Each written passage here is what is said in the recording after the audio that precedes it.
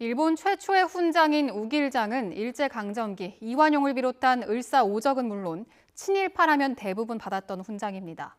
그런데 지금까지도 우리나라 일부 외교관과 정치인, 경제인이 이 훈장을 받고 있습니다. 어떻게 생각하시나요? 고한석 기자가 보도합니다.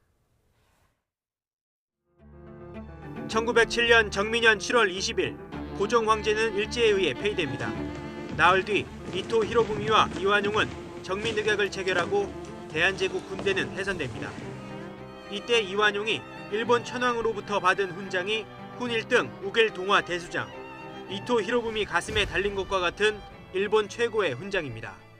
근대화와 이후 일본 최초 훈장이기도 한 우길장은 대중소와 그 하위 등급으로 나뉘어 주로 제국주의 선봉에 섰던 군인들과 을사오적 등 식민지 조선의 친일파에게 수여됐습니다.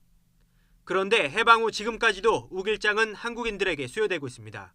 1999년 11월 당시 김종필 국무총리, 박태준 자민련 총재를 불러 축하연을 열었습니다.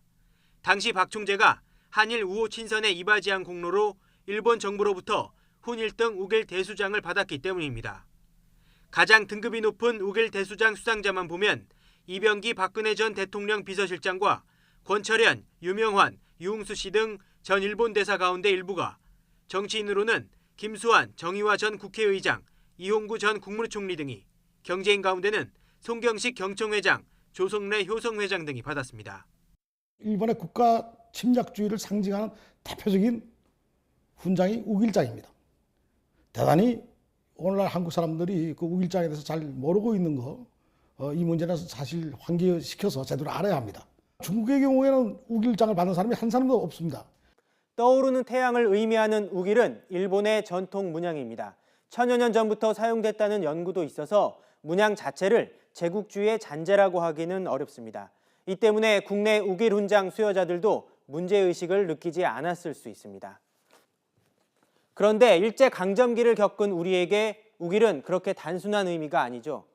과거 우길을 앞세워 침략전쟁에 나선 일본, 지금도 일본 군함에 걸려있는 이 우길기를 보면서 존중해야 할 외국의 전통 문화라고 여길 한국인은 많지 않을 겁니다. 여기서 비교해볼 만한 외국 사례가 하나 있습니다.